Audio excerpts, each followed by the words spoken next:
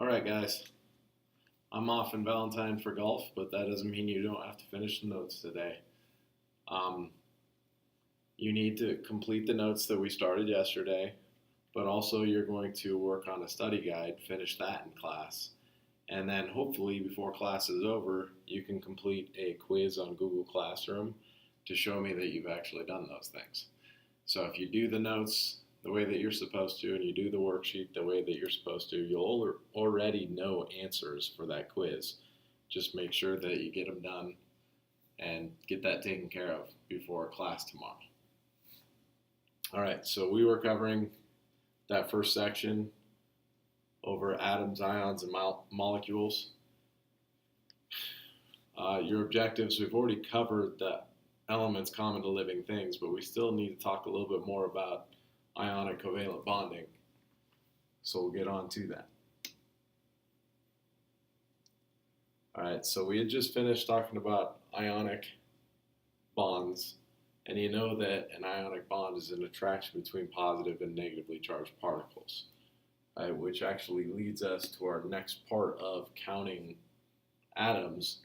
If you have a charge, how many protons, how many neutrons, how many electrons are there? Now, I'm not actually going to go over these ones specifically. You still need to do them in your notes before you go ahead and take that quiz later. But I'm going to let you do those on your own time because you'll be able to check them with me on that quiz on the computer. So just get that taken care of. But finally, we do need to talk about covalent bonds. And covalent bonds, again, are formed when atoms share electrons.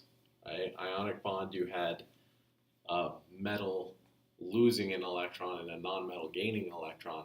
If you have two nonmetals together, they tend to share electrons to form that bond.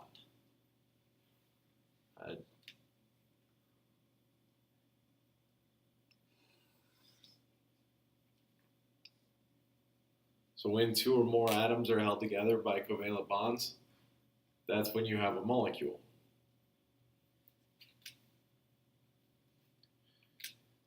You should be able to come up with a lot of examples of molecules because we've already talked about examples of molecules. These just happen to be compounds that are covalent in nature. So that example from before, water, carbon dioxide, lots of different things are going to be our molecules. Right? Now, molecules also include things that are not compounds, like diatomic hydrogen. Right? Again, we talked about the difference between ionic and covalent. So one more time with an example here. Right? If I have two hydrogen atoms, both of which would like to gain one electron, they can actually come together and share a pair of electrons to make a bond, right? Versus if I had a hydrogen and, if I had that sodium and chlorine from before, sodium's not going to share an electron with chlorine. It's a metal, right? It's actually going to transfer its electron over to that chlorine atom to make a chloride ion and also make for a positive sodium ion. And so there is a difference again between covalent bonding and ionic bonding. Ionic bonds are just an attraction, whereas that covalent bond actually tethers those two atoms together.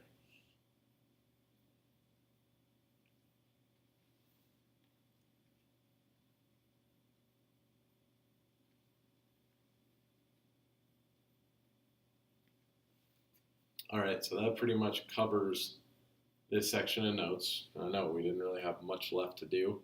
You do still need to go through and count those atoms on this last slide. So your calcium 40, your sulfur 32. So make sure you get that done.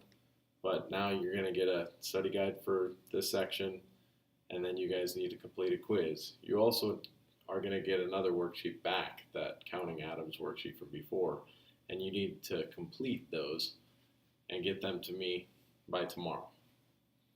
All right.